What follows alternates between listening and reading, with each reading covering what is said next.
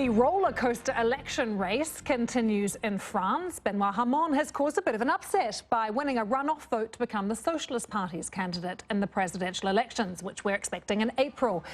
He is 49 years old, from the hard left of the party. He supports the legalisation of cannabis and euthanasia as well, just to give you an example of the kind of position he comes from.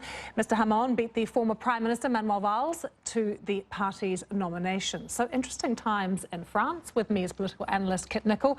He specialised in France for the global risk analysis firm IHS Markit. So 3 weeks ago we weren't predicting this, were we, Kit? No, that's absolutely right. He was polling third until a few weeks ago, as was the case, in fact, with the centre-right primaries with François Fillon, who in the end went on to win it. So, I mean, I don't think we can trust polls anymore. I think that is very clear. That's been proven time and time again the world over. Is it a fair comparison to say he's a little like the Bernie Sanders kind of figure? I'd say so. He was definitely the most left-leaning candidate running in the Socialist Party primaries. He advocates universal basic income, the legalisation of cannabis, as he just mentioned. He wants to reduce the 35-hour working week in France to 32.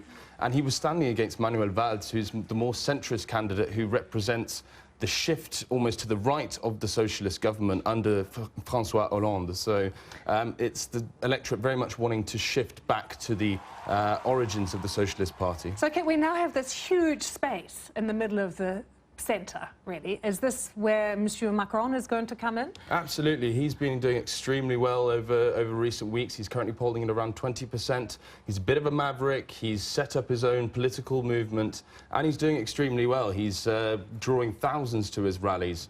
And he's occupying that centre ground, as you say, with Fillon quite far to the right, Marine Le Pen even further to the right, and now Benoit Hamon, who's quite far to the left. So he has the centrist vote up for grabs, really. So for people who don't follow the complexities of the system in France, what happens now?